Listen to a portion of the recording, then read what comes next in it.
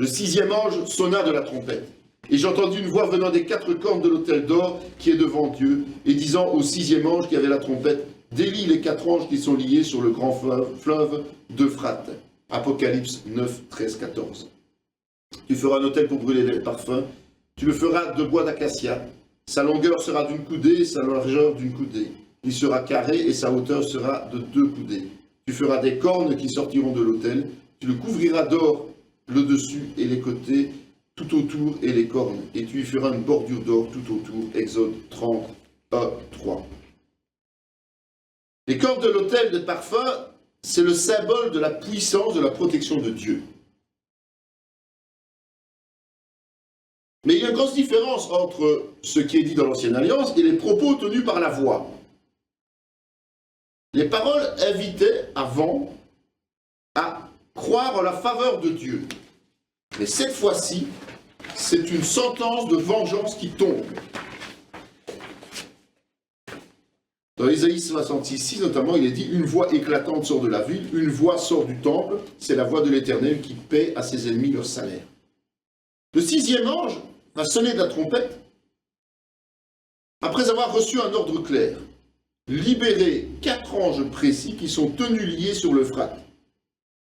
Un des 4 bras qui sort d'Éden, je le rappelle, lors de la création. Genèse 2, 14. Évidemment, ces anges, ce ne sont pas des saints, hein, ce ne sont pas des anges de l'Éternel, hein, ce ne sont pas des anges qui servent Dieu.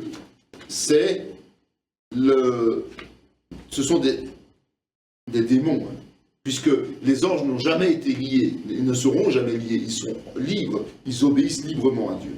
Donc ce sont 4 anges destructeurs. Et les 4 anges qui étaient prêts pour l'heure, le jour et le mois et l'année, furent déliés afin qu'ils tuassent le tiers des hommes. Apocalypse 9, 15. Comme pour tout plan de Dieu, ça va arriver au moment fixé par Dieu, et uniquement ce moment-là. Imaginez ces 4 anges liés depuis la chute de Satan. Imaginez la fureur qu'ils ont pu accumuler jusqu'au moment où ils seront libérés pour agir. La durée n'est pas mentionnée, mais si on additionne l'année, le mois, le jour et l'heure, il faut plus ou moins 13 mois pour réaliser le massacre d'un tiers de l'humanité restante. Ça va se passer plus près d'Armageddon ou à Armageddon évidemment, en tout cas dans les derniers temps, dans la deuxième partie du temps de la tribulation.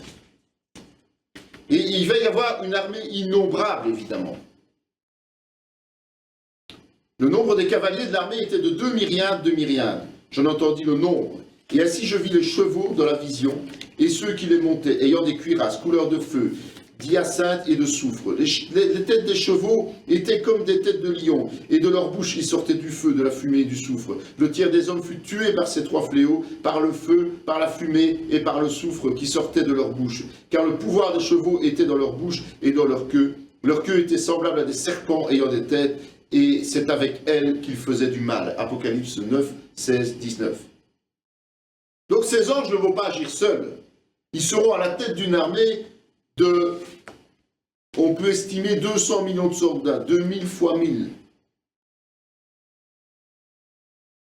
Il ne faut pas confondre cette 6e trompette avec les troupes humaines dont on parlera plus tard, qui viennent de l'Orient pour anéantir Israël. Cet épisode-là va se passer un peu avant. Il s'agit bien de forces démoniaques qui sont tournées contre les êtres humains afin de les détruire. En tout cas, d'en détruire le tiers, parce que c'est le jugement de Dieu qui doit être exécuté. Ce sont des êtres surnaturels, intouchables, qui montent des chevaux à tête de lion. Lion, je vous rappelle, c'est la puissance et la force, qui font penser aux légendaires dragons dont on parle parfois et dont on montre des histoires. Ils crachent le feu, la fumée et le soufre. 3 éléments destructeurs. Ce sont bien les montures qui détiennent la capacité de destruction, pas les cavaliers. Et outre les bouches enflammées, les chevaux possèdent des queues à plusieurs têtes de serpents. Ils peuvent mordre à loisir. Le venin vient à bout des hommes. Nous arrivons donc à la 7e trompette. Et juste avant que ça ne retentisse, Jean va nous faire revenir dans une certaine rétrospective au sujet notamment d'Israël lors de la seconde moitié de la tribulation dans Apocalypse 11, 1 à 14. Concernant l'Antéchrist, Apocalypse 12 et 13. Les visions du ciel, Apocalypse 14 à 16. Et les jugements terrestres qui précèdent le retour de Christ, Apocalypse 17, 18. Donc, comme je vous l'avais déjà dit au moment où on a étudié le principe d'Apocalypse, c'est que tous les chapitres ne sont pas chronologiques. Donc, ils ne sont pas analysés l'un après l'autre, parce que justement, il faut les repositionner là où ils doivent se trouver. Et on essaie de trouver un contexte, évidemment, mais c'est là la difficulté de pouvoir orienter notre travail. Alors, nous avons choisi une manière de travailler, c'est d'abord déterminer les événements qui se passent dans le ciel, avant de travailler sur les événements qui se passent sur terre, avec une attention, évidemment, particulière pour Israël, qui est au centre de nos intérêts, étant donné que l'Église, elle, a été enlevée. Donc, au moment où la 7e trompette sonnera, nous nous retrouvons au chapitre 19 d'Apocalypse. Et cela sera précédé par le déversement des 7 coupes. D'accord ? Le 7e ange sonna de la trompette. Il y eut dans le ciel de fortes voix qui disaient « Le royaume du monde est remis à notre Seigneur et à son Christ.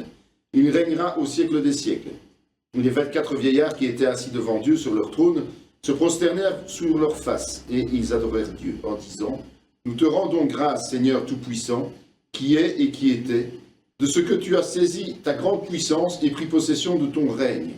Les nations se sont irritées, et ta colère est venue, et le temps est venu de juger les morts, de récompenser tes serviteurs les prophètes, les saints et ceux qui craignent ton nom, les petits et les grands, et de détruire ceux qui détruisent la terre.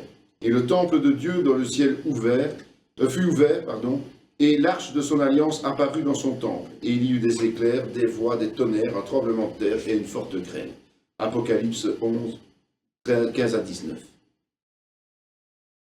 Il faut le mettre en parallèle avec le début du chapitre 15, quand Jean relate le 3e signe.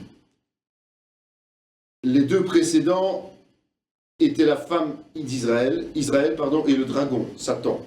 Nous allons parler dans Apocalypse 12, 1, 5.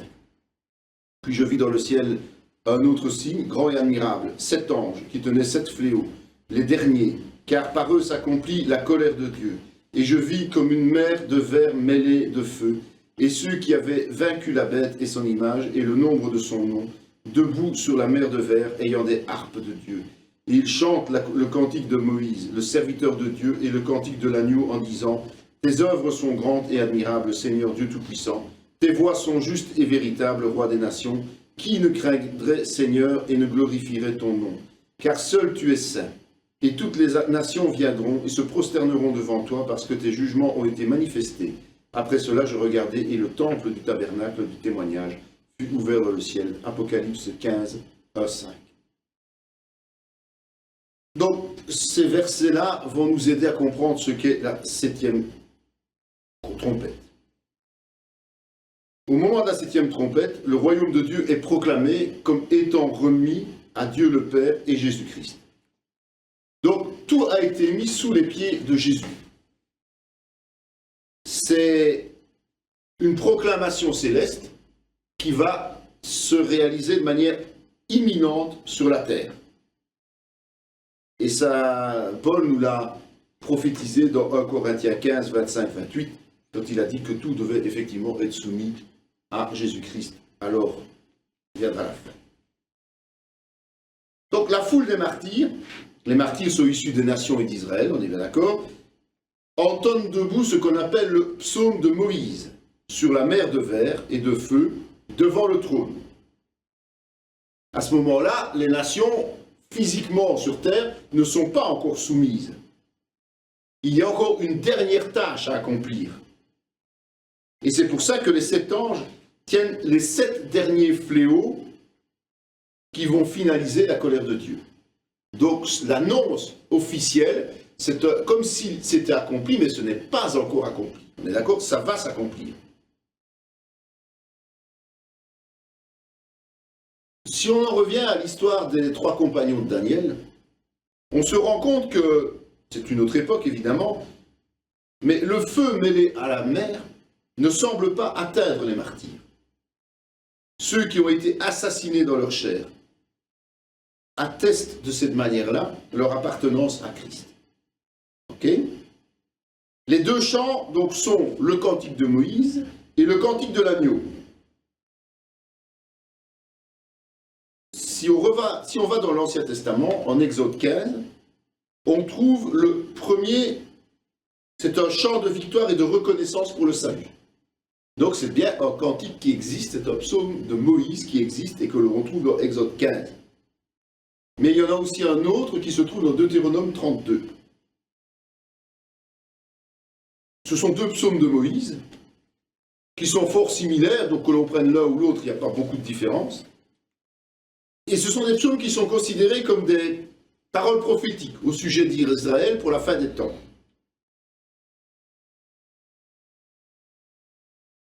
En fait, l'Ancien Testament, évidemment, concernait principalement une louange à l'Éternel, puisque Jésus-Christ n'était pas encore repris comme étant celui qui était crucifié.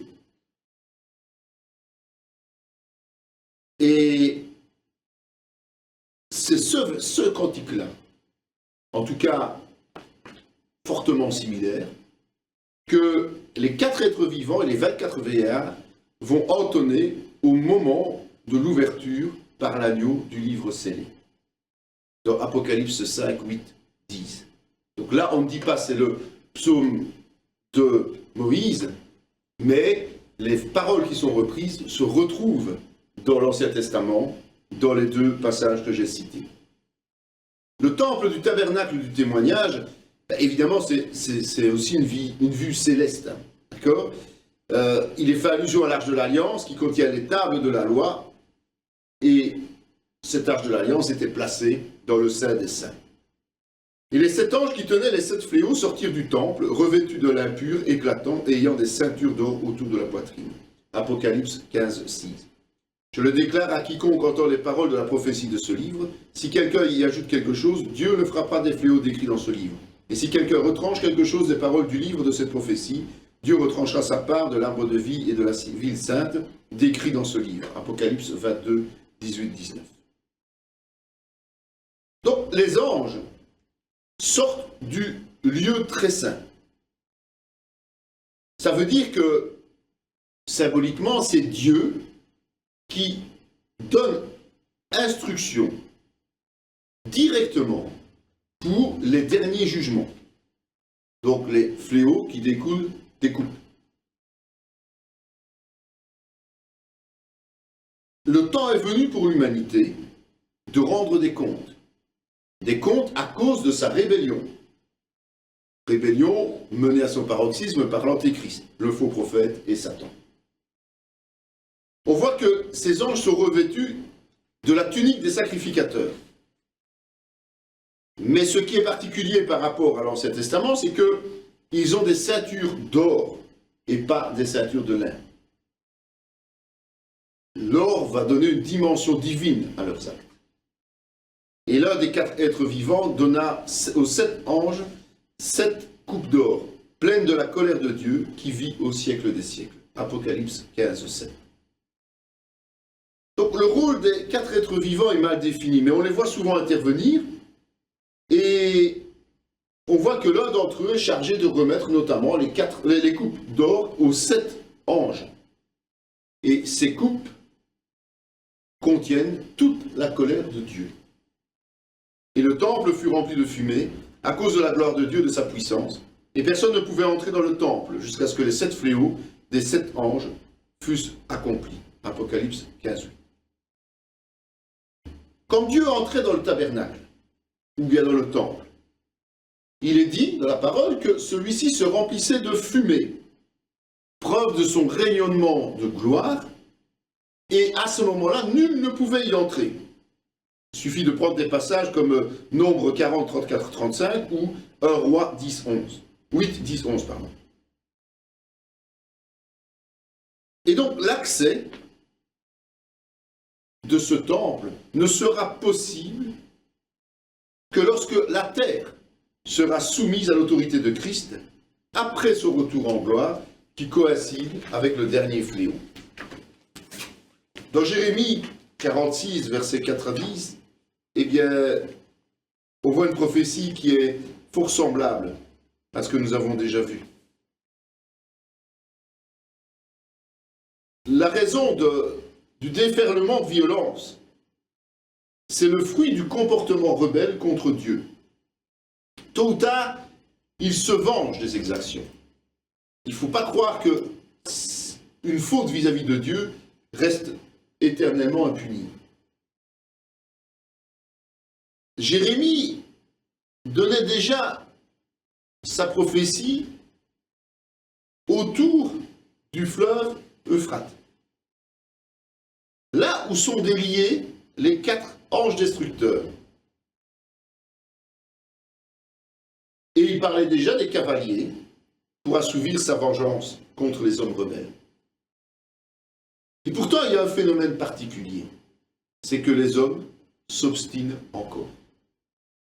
Les autres hommes qui ne furent pas tués par ces fléaux ne se repentirent pas des œuvres de leurs mains, de manière à ne point adorer les démons et les idoles d'or, d'argent, d'airain, de pierre et de bois, qui ne peuvent ni voir, ni entendre, ni marcher, et ils ne se repentirent pas de leurs meurtres, ni de leurs enchantements, ni de leur impudicité, ni de leur vol. Apocalypse 9, 20, 21. Donc, vous voyez ce qui se passe. Enfin, en tout cas, on arrive à imaginer ce qui se passe. Et pourtant, les 2 tiers survivants s'obstinent de façon sidérante. Ils refusent de demander pardon.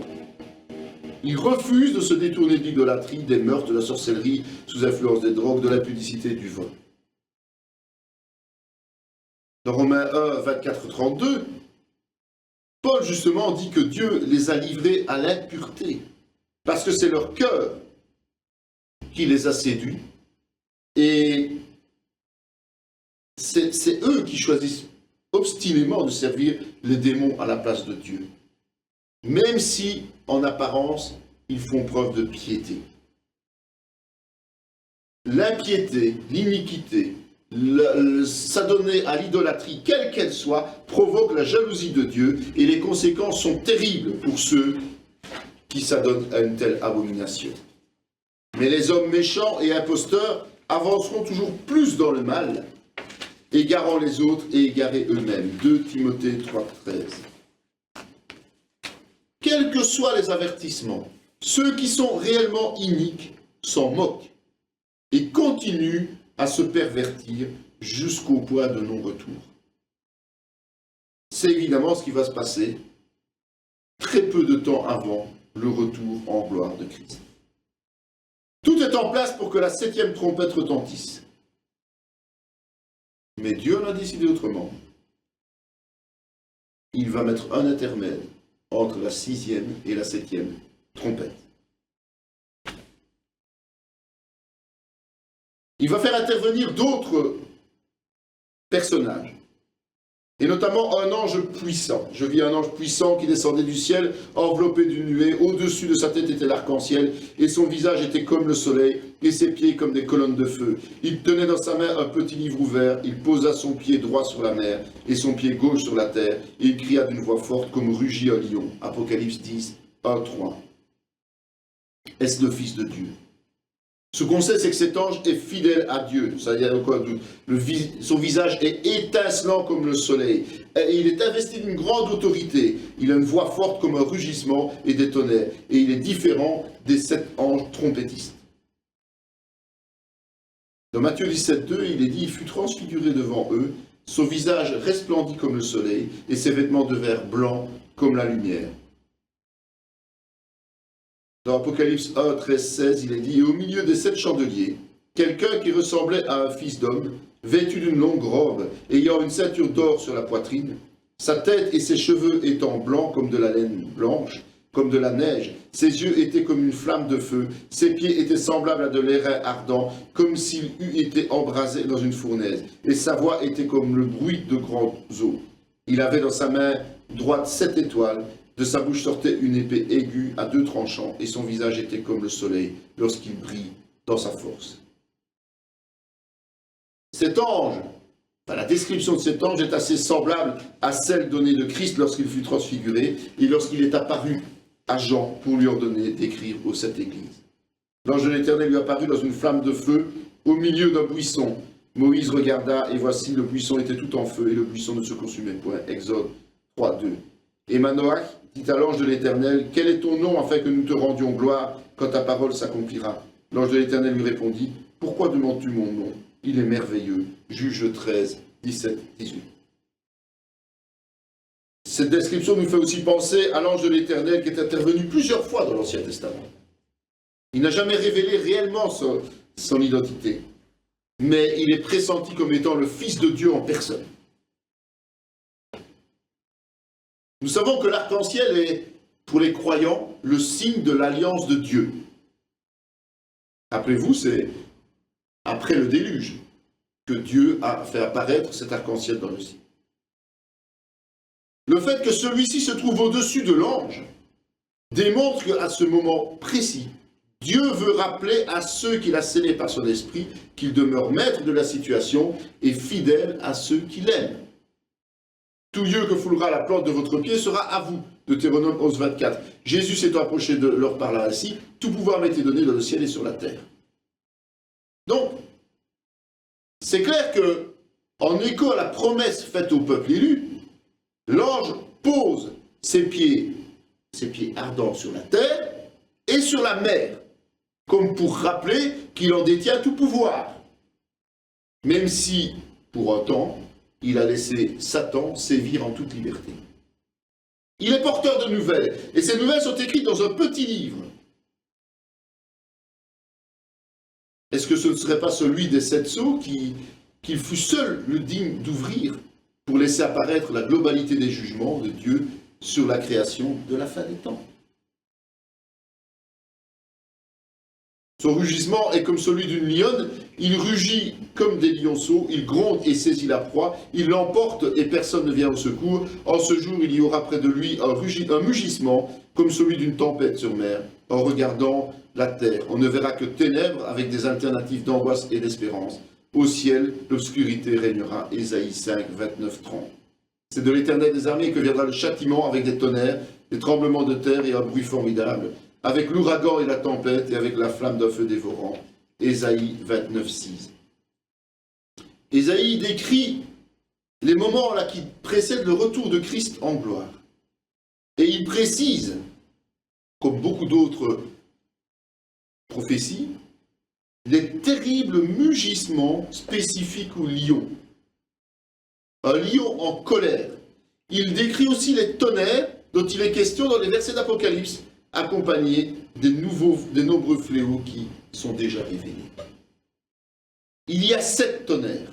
Quand il cria, les 7 tonnerres firent entendre leur voix. Et quand les 7 tonnerres eurent fait entendre leur voix, j'allais écrire. Et j'entendis du ciel une voix qui disait « Scelle ce qu'ont dit les 7 tonnerres et ne l'écris pas. » Apocalypse 10, 3, 4.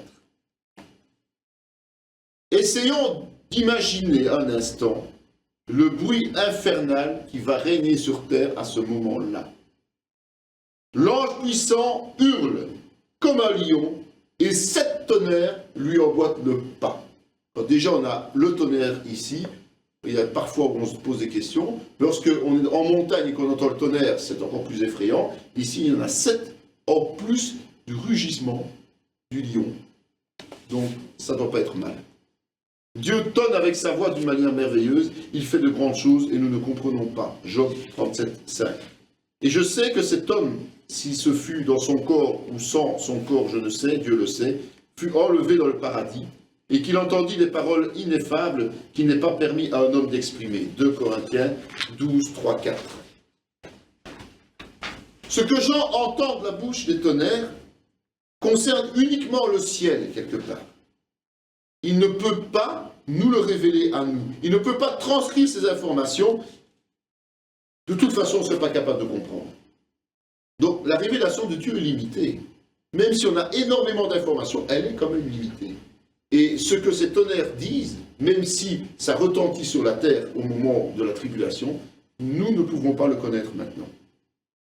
Et c'est le moment choisi pour proclamer le temps de Dieu. Et l'ange que je voyais debout sur la mer et sur la terre leva sa main droite vers le ciel et jura par celui qui vit au siècle des siècles, qui a créé le ciel et les choses qui y sont, la terre et les choses qui y sont, et la mer et les choses qui y sont, qu'il n'y aurait plus de temps, mais qu'au jour de la voix du septième ange, quand il sonnerait de la trompette, le mystère de Dieu s'accomplirait, comme il l'a annoncé à ses serviteurs, les prophètes. Apocalypse 10, 5, 7. Donc on ne sait pas tout, on ne peut pas tout savoir, surtout au niveau des sept tonnerres. Mais Jean est invité à révéler quelque chose de bien plus conséquent pour l'homme et de bien plus intéressant pour l'homme. L'ange puissant jure par Dieu le Père. En fait, quand on jure par Dieu le Père, les paroles sont irréfutables. Il suffit d'aller voir Hébreux 6, 13, 15 pour s'en convaincre. Car c'est une prophétie dont le temps est déjà fixé, elle marche vers son terme, et elle ne mentira pas. Si elle tarde, attends-la, car elle s'accomplira certainement. Habakkuk 2, 3. Encore un peu de temps, celui qui doit venir viendra, il ne tardera pas. Hébreux 10, 37.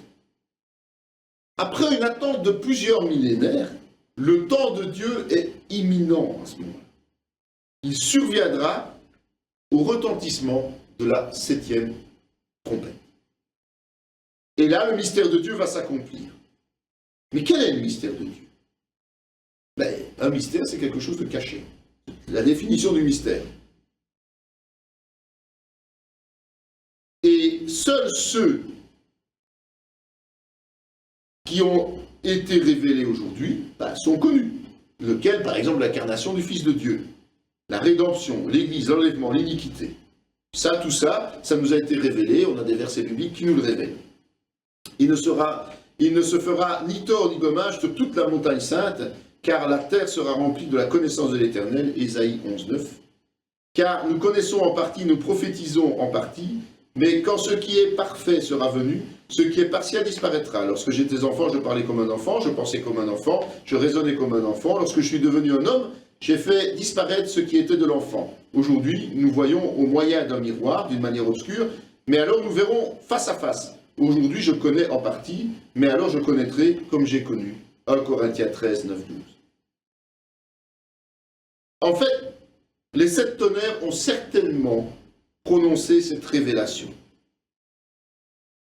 Et cette révélation qui va être donnée va surpasser toutes les autres.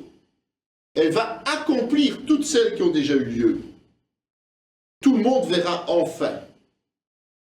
On pourra tout comprendre de la perfection des plans de Dieu. C'est ça qui a été révélé par les sept tonnerres, mais évidemment qui nous est caché aujourd'hui. Comme à l'époque, si vous vous rappelez, quand Daniel a reçu les révélations de la fin des temps, il lui a dit de sceller. Donc ses contemporains n'avaient pas le droit de comprendre. Aujourd'hui, nous n'avons pas le droit de comprendre l'exactitude de la perfection des plans de Dieu. On aura la réponse à toutes les questions qui demeurent inaccessibles à ce moment-là. Donc ça ne sert à rien d'essayer d'inventer des choses que nous ne connaissons pas. Et le petit livre dont on parlait tout à l'heure. Et la voix que j'avais entendue du ciel me parla de nouveau et dit « Va, prends le petit livre, ouvert dans la main de l'ange qui se tient debout sur la mer et sur la terre. » Et j'allai vers l'ange en lui disant de me donner le petit livre. Et il me dit « Prends-le et avale-le. Il sera amer à tes entrailles, mais dans ta bouche, il sera doux comme du miel. » Je pris le petit livre de la main de l'ange et je l'avalai. Il fut dans ma bouche doux comme du miel, mais quand je l'eus avalé, mes entrailles furent remplies d'amertume.